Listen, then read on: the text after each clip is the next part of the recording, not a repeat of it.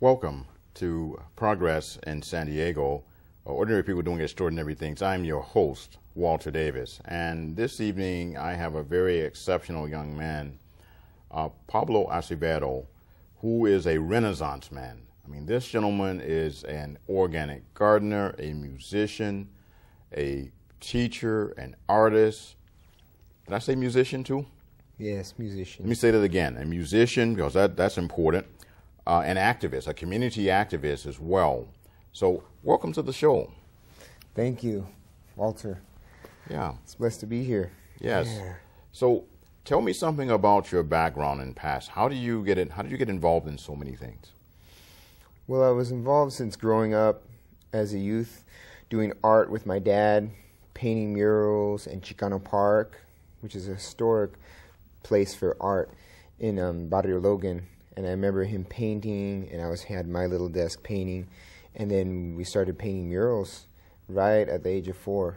Started painting murals all over San Diego and just learning through creating big art pieces and banners. Just always growing up just painting, doing art in the house and all in the community. And my dad would take me everywhere. So you have work in Chicano Park right now that can be seen? Is it still there? Or? Yes, I have a few murals that I've worked on with my dad, Mario Torero Acevedo, and we just finished working on a refurbishing project in Chicano Park, fixing up the murals again, and there's one that I had finished this past summer, which is Niños del Mundo. You could see it right over there. And also we are working on one we just finished in the Cactus Garden, and it has a big sign that has Chicano Park on it, and it's really beautiful coming out. Bright colors. Yeah, and it's really nice right in the Cactus Garden there. So you and your father are still working together? Yes, we're always working together. In our house, Mundo Gardens, Mundo Gallery. We have a gallery. It's Mundo Gallery, and we do art, and we paint together and in the studio, and we do art shows ongoing. So Mundo means world? Yeah, Mundo means world. Children of the world, or world children. Yeah, children of the world. Niños del Mundo, Mundo Gallery, Mundo Gardens. We're all about worldwide art, creating, expressing throughout the universe. Now you're also a musician. Tell me about that. Oh yes, I sing roots reggae music, stemmed from Peru, which is my roots, my ancestors from my fathers. And I sing roots reggae that's inspiring to all people, but teaching about a message of consciousness, uplifting, and music of uplifting the people. Music of struggle, Rastafari, spiritual music, and definitely music is my foundation. I sing roots, as well as do poetry, spoken word, and our group, which is Olmeca Roots. It's African indigenous roots coming together with a lot of drums or percussion and bringing it all together with roots and culture. Wow, that's powerful. Now, tell me about your gardening, organic gardening. What's different about organic gardening as opposed to any other type of gardening? Well, organic gardening is living, and organic is pure, natural, the way that our ancestors have done it for thousands of years, before it wasn't even a name, organic. Just, it's growing in an all-natural way that we don't have to use any pesticides, poisons, chemicals, herbicides, anything that is done to it that is unnatural. So we grow organic gardening. It's just second nature. We just plant seeds that are organic, certified organic, and growing all just in a natural way. So if we don't have to use any pesticides, we can use other bugs. Like I'm going to come back to that. What are some of the detrimental effects of using chemicals like pesticides on things that we eat? First of all, using pesticides and poisons, it's putting poisons and chemicals on the fruit and vegetables that we eat. And first of all, it's killing all the helpful bugs like the bees and all these insects that we need for pollination. And then also it goes into the water, polluting the water stream and the watershed. But for us, when you eat fruits and vegetables that is sprayed with poison, it can cause cancer in the long run, and you can even taste it. It's not as juicy, not as sweet. and you can taste the difference from organic. You taste the life. It's more juicy, and you can really feel the difference. Right. Okay. So the cancers can be caused by these chemicals collecting in a man's prostate and like in a woman's breast tissue. And so this is one of the reasons why we have this high level or higher level of cancers in our society for a number of reasons. But I wanted to go back to what you were just saying about helpful insects or helpful bugs. Could you elaborate further on that? What is that? What is? Tell me about the helpful bugs that you were mentioning. Oh, for instance, like in our garden, we have collard greens and growing. There's a lot of bugs on it. The small aphids that suck the juice from the plant. And to get rid of them, we bring ladybugs. They're helpful bugs. They're predators, and they go eat those aphids. They eat them, and so they're taking care of the bugs without spraying any poisons, and it's all natural. So the ladybugs are predators. It's kind of like in our society, like ladies. No, I'm just kidding. But so ladybugs are effective against spiders and other things. They're called aphids. Aphids. Little bugs that suck okay. the juice from the roses. And also praying mantises. They eat the grasshoppers as well. Okay. So they're very helpful because they eat those bugs, and we don't have to spray any poisons to get rid of them. How did I get spiders out of aphids? So bees pollinate. Yes, right? Bees are very helpful. They pollinate, and they suck the nectar to make the honey. Pollination is very important. So to pollinate the flowers, pollinate all fruits. So every fruit has to have the flower first, and the pollination is the life, that pollen. So you teach children how to be organic gardeners. Tell me about that. Yes, I teach children through, it's called Green Machine. It's San Diego County Office of Education, the outdoor ed program. We teach Green Machine, teaching them about organic gardening from compost, how to start their compost bin and in the backyard. And we teach them also about the insects, ladybugs. We do ladybug releases, and we inspire them to start their garden in their school. And we do it through music, through hands-on. Into this, we bring a worm bin out so they get to get their hands right into the earth and the soil. And we do plays and really fun songs. So they get creative, and they get to express themselves in an artistic way that gets their hands in the nature, in the earth. So I believe that concept is called edutainment. It's where people become educated through entertainment. Yes, that's what I love to teach through in an entertaining way. Bring in music and theater and just hands-on and art. Well, you're about as busy and diversified as I am. I thought I had a lot of different hats to wear. Tell me about your community activism. My community activism has begun in Logan Heights, Chicano Park, Barrio Logan, painting murals, and I've worked with King Chavez Elementary School, which is a charter school. I'm doing art in gardens since I can remember, back in '96, for maybe 7-8 years. And then up to this day in Golden Hills, right there, and where my grandmother lives, we have a garden, and we're building a community garden there. It's called Mama's Golden Heel Garden, and it's a healing garden, so it's for a family, but it's also bringing in community as well. Okay. And also different communities, Logan Heights and National City, Southeast San Diego. So what I'm hearing is that the objective of your community activism is to develop a higher degree of love for different people and have them joining together in a common activity such as gardening or music, artwork, together. It seems like this is a family thing. This is something that kids can become involved in, and people are connecting in peaceful ways. Is that correct? Yeah, the activism I've learned is through putting your hands into the earth, doing things that are creative, art, painting, doing gardens, planting the seeds.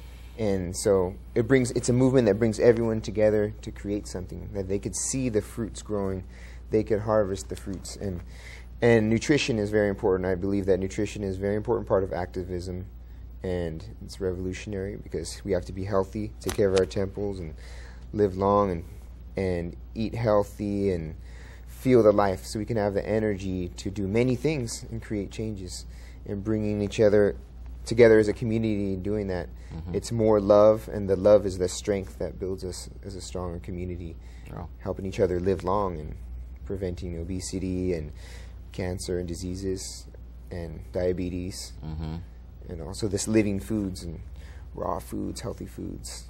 Exactly. It inspires me most. So you sound like a really good addition to the Community Coalition, because those are certainly the objectives that we try to portray with our media and public affairs campaign. Yes. And I want to tell the audience that you can learn more about Pablo and his activities by coming to the Community Coalition website, and hopefully we'll have information on what you're involved in and how the public can get involved posted on the Community Coalition website. Now, right now,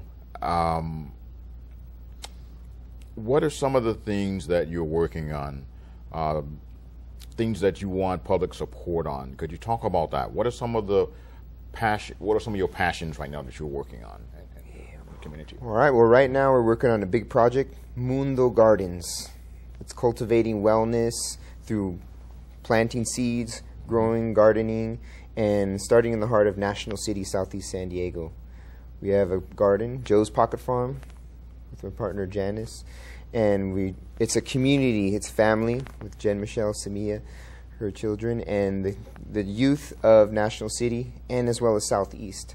So it's a garden, and we're bringing together nutrition, health, capoeira, yoga, art, painting, public art, and so we're bringing it together right now. So it's about to launch. It's launching off right now, and we're really excited about it, because these next 3 weeks we're going to be planting hundreds of plants, fruits, vegetables, herbs, and it's going to be really great. So it's really good coming together. Wow. And getting our hands on the earth, and it's uniting National City and Southeast San Diego. That's the great thing about it, uniting the communities, and as well as Golden Hills, like I was mentioning, my grandmother's garden, which is a family garden, but now it's starting to open out to be a community garden.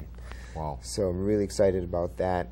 And even this Saturday, we're painting a mural in Golden Hills. It's a mural that my dad did in 1978, and we're fixing it up. We're painting it on the corner of 28th and B. So we're painting there, and we're gonna have music as well, and I'm gonna perform.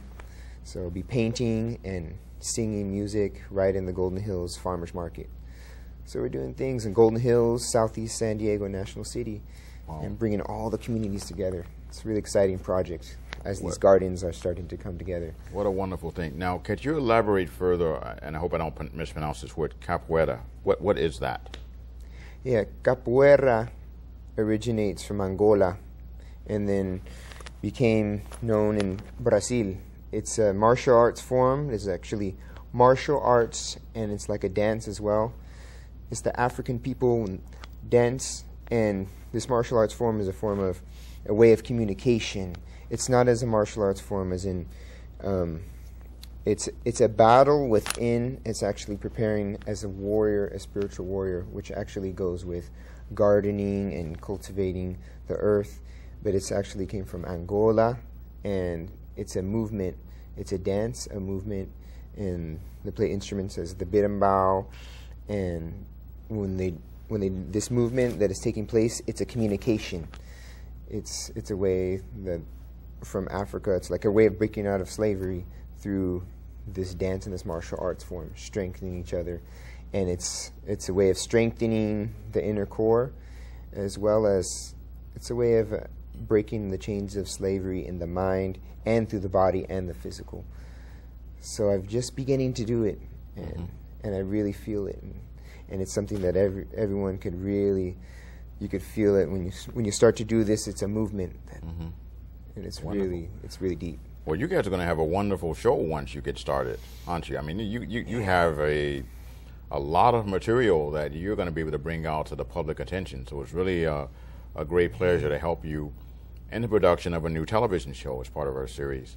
Yes. Now, it seems like there is a combination of the Latino, African American community. Are there other cultures involved with this as well? Oh yes, African, indigenous, and also Filipino. National City is a lot of Filipinos there, and we're coming together. My close friends that we have a music studio in National City. They're Filipino and roots reggae, and Puerto Rican and black. We're mixing all together. It's called Rising Beings. You And guys so- must have some very interesting lunches. You have balut and panzet and Oh, yeah. all kind of We do good food. vegan too. All right. Yeah. Oh, So- you do vegan as well. Yeah. Okay. Vegan, and also raw food as well, inspiring.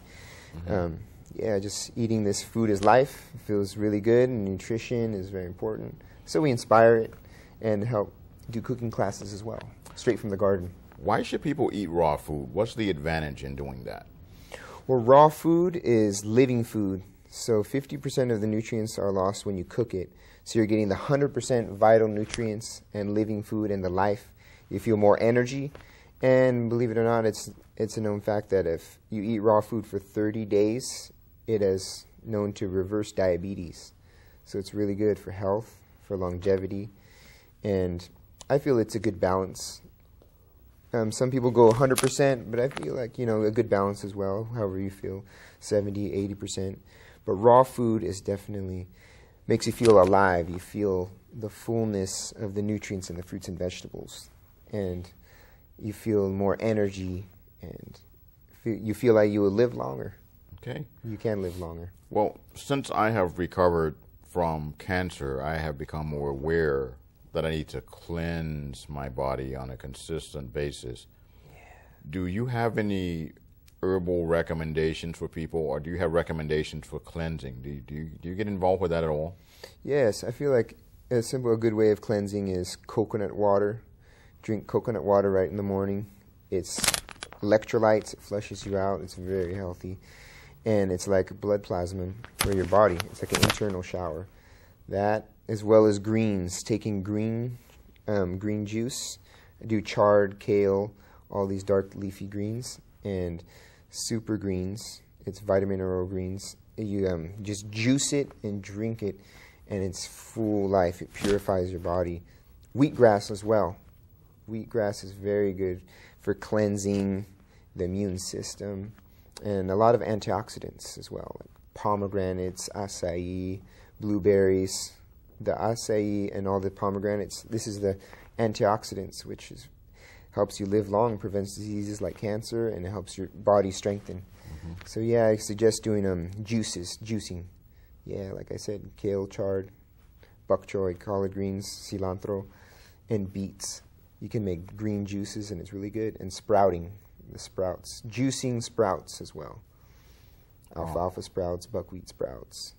Everything is sproutable. I'm so glad you had an answer for that question. I didn't want to embarrass you, but I just sort of had this feeling you would have an answer, so that's why I asked you that. By the way, I just met this gentleman. I haven't even known you a little more than an hour, but I was so impressed by his presentation when I first met him that I said, well, come on, just be on my show. One of my guests didn't show up.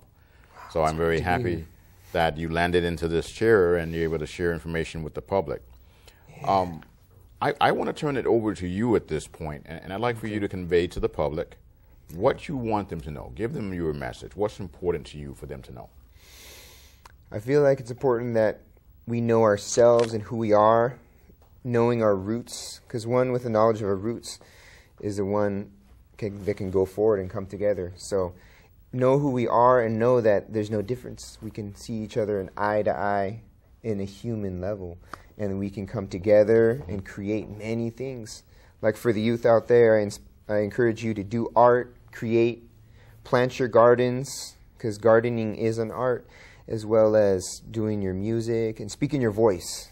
Speaking your voice, writing, and meditating as well. It's good to take time to meditate, close your eyes, and just open yourself and let the creativity flow, because there's so many things in life we can do and create, starting with our inner self and creating with our family and communities.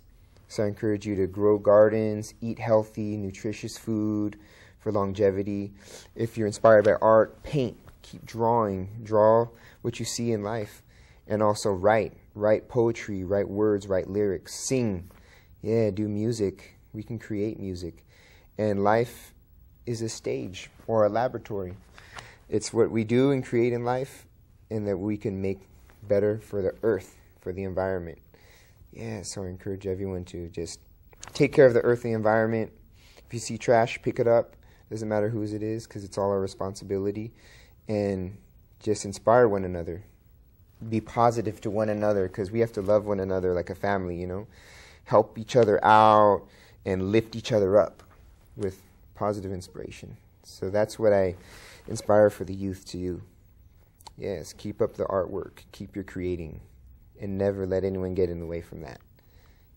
And because it's ever living, yes, everything we do and create is going to be fruits in the future. Yeah, so we give thanks for life, and we keep the creative flow. Yes. So if people want to get involved with your gardening program, your art program, music programs, etc., then I can direct them to you, correct? If they call in the phone number that appears at the end of the broadcast.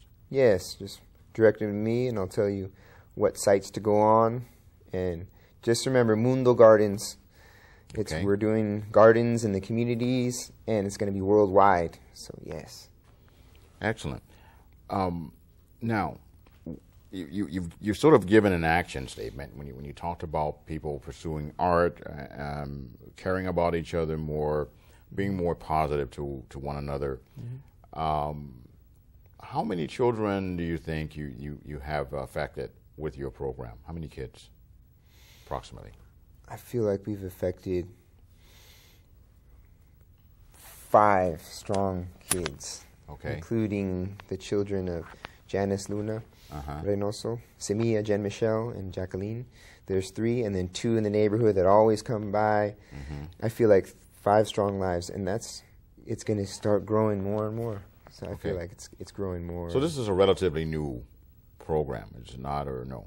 How long have you It's been in the works for 2 years, and I've been here in the works for about a year, and now it's finally launching off, and I feel like now it's going to explode, and more kids are going to come, youth, and it's going to be a lot more interaction and hands-on and in the earth, and it's going to be a lot more. 5, 10, it's going to double, triple. I see.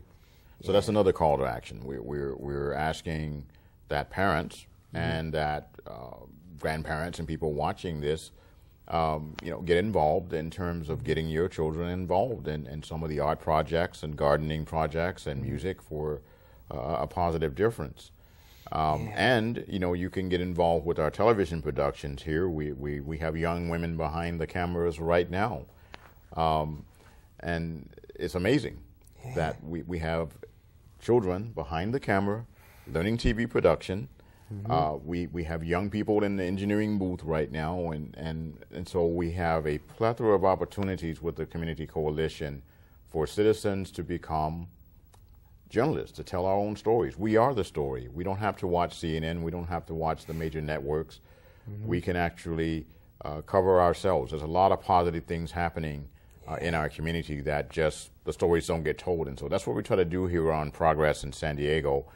We try to focus on people that are doing outstanding things in the community that the major news networks don't appear to really care about.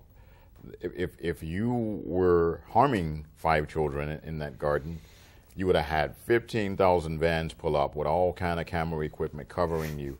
But here you are teaching kids how to garden, how to do artwork, how to care for one another. Yeah. And we don't hear about that. Yes. And I just wanted to mention 10. I forgot. I can't leave out my godsons. Yes.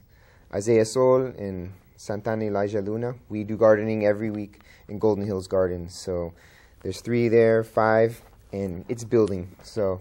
Well, see, I still threw you off because I didn't warn you that I was going to ask you that question. So you had to kind of add that up. But I'm sure that there are other kids that are observing this as well. I'm sure that there are children right now watching this program in one form or another, because we are on internet television, internet radio, and we're on cable TV, direct TV, satellite TV. And I hope that you can get the support you need from the community to build the activities that you're involved in. And certainly we're going to do the best here with the Community Coalition to project your message through this media outlet. Yes. Thank you. And I definitely look forward to seeing you all there in the gardens. We'll be there these next weeks. On the 18th, the 25th, and the 1st. We'll be gardening there and Joe's Pocket Farm in National City, Southeast. So I invite everyone to come out there. It's by Palm and Division. Just go right down there, and you'll find us gardening there and planting fruits. and vegetables and herbs for Outstanding. healing. Well, we're coming to our close now. We're within 3 minutes. See how fast that went by? Wow. And so I want to encourage everyone to, watch our show. We come on every Sunday right now at 5 p.m. And you can also see our shows on YouTube. And you can go to the Community Coalition website to get further information about the various programs that we cover here in Progress in San Diego. Again, we focus on positive stories dealing with human rights, social justice, and the environment. Those are our objectives. We're trying to develop a much more loving and caring community where we take much more positive action in terms of really developing peace and prosperity for each other and taking some responsibility for improving the condition of people within our various communities. I want to thank you very much for joining us on this evening, and I hope that you'll tell other people, put it up on Facebook, tweet it, tell people that they should not miss Progress in San Diego. In addition, you're welcome to join us in our studio audience when we do our broadcast. The schedule again is posted on the Community Coalition website.